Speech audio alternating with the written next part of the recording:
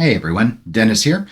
The Swatch Group is in a rough patch. Some of this is due to things that you already know about that are beyond the organization's control, namely the situation with US tariffs and greatly reduced demand coming out of Asia, China in particular.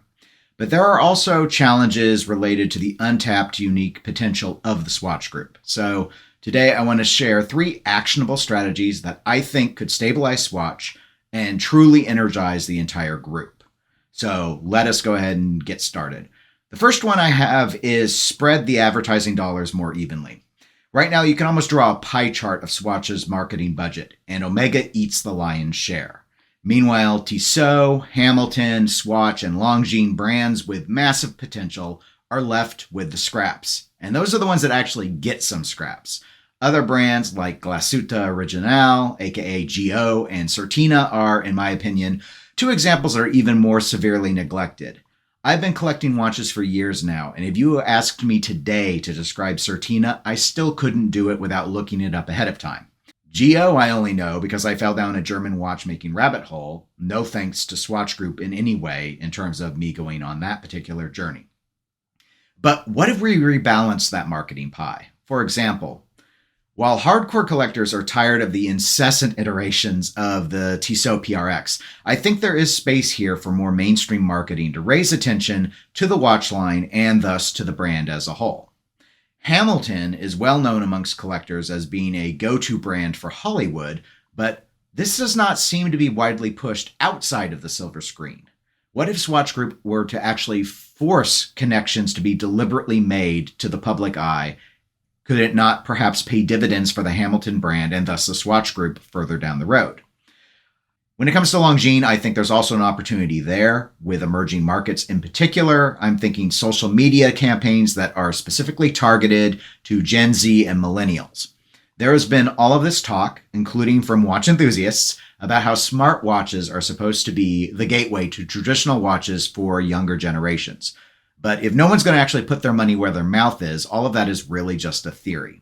My second idea is to go ahead and shed the underperforming brands. Swatch Group manages a lot of brands, and you would think that might mean that they are agile, but it really, in their case, is just bloat.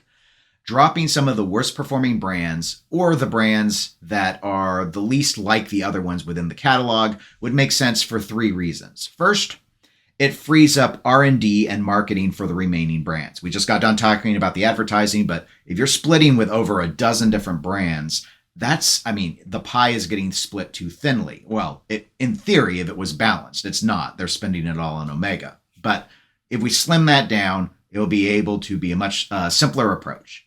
It also simplifies logistics, manufacturing, and after-sales support. And then it also can mean that the group identity is strengthened. By pruning the portfolio down, Swatch Group can actually channel their passion, talent, and cash towards the labels that can really move the needle. So, in terms of all these suggestions, I want to give some brands that come to mind. And there are really 3 that jump out to me. One would be GO, one would be Union Glasuta, and one would be Breguet. So we'll take those first 2 as one category. For GO and Union, it's really about the identity angle. The 2 German watch brands in the Swatch Group are unlike anything else because they are the 2 German watch brands in the Swatch Group. Everything else is Swiss. So they don't really fit in.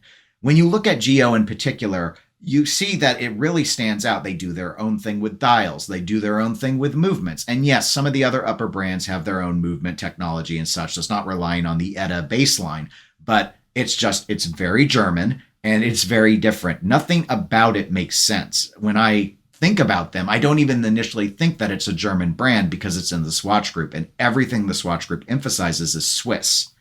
So it already seems like the Swatch Group is neglecting Union and GO when it comes to marketing, and that to me is all the more reason to just sell them off, let them go independent, let another group acquire them, whatever. It doesn't really matter what their fate is. They can endure as their own brands under some other label or under their own label. It just would clean house in the sense of Swatch Group being more focused. So going to the third brand, Breguet, that is really all about underperformance. Swatch Group just doesn't seem to know what to do with Breguet. Breguet are incredible watchmakers, but they are poorly promoted, and demand for these watches has plummeted in recent years. And I, bottom line, think it's just too hard for Swatch Group to determine what to properly do with Breguet. At this stage, I think it's just for the best for Breguet and for Swatch Group for that brand to be let go. I don't think there's any real hope that Swatch Group will turn the ship around when it comes to Breguet. And to see how far it has fallen in the eyes of the enthusiast community is just sad. Again, let them focus on what they care about. If they care about Blancpain and Omega, let them care about that. But quit having a sideshow like Breguet distracting from the mission.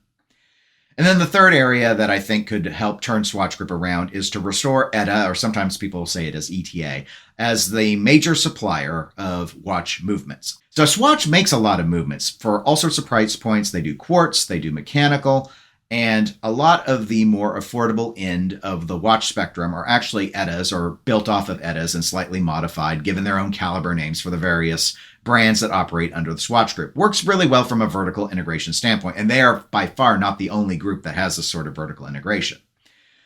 So you have all these ETA platforms that exist, and Swatch Group has driven a lot of opposing brands, rival brands, to develop in-house when they, years ago, started to restrict the ETA supply of movements.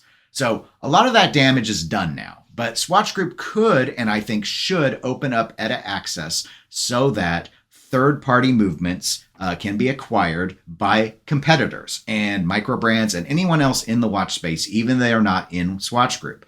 I think Swatch should actually manufacture these number of units at whatever volume they could possibly output at. So first, Swatch needs to make sure that they make enough movements for their own brands. Obviously, they're already doing that. And then whatever those factories can turn out, as long as there's demand for it, I see no reason for them not to pivot back into being a major movement producer for the world.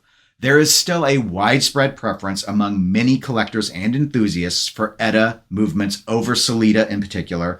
And while there is a distrust that the Swatch Group will limit the supply in the future, even if they were to open the floodgates once again, because it's happened before, I do think that while maybe the larger brands will still stay away and never trust them again, I think a lot of affordable brands, newer brands, micro brands would welcome another movement manufacturer that could produce at volume that they could consider, especially for that Swiss-made label, which still commands quite a premium to a lot of buyers. So in the end, what do you guys think? Do you think any of my suggestions will work? Do you think one is maybe better than the other two? Do you think there's another path forward that I didn't mention that you think is really viable to turning Swatch Group around?